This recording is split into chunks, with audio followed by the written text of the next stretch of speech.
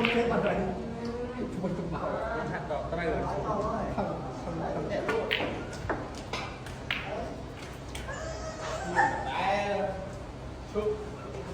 uống xuống đi xì cho chăng hai cái anh trong này đấy á tại vì đặt tiền vào đây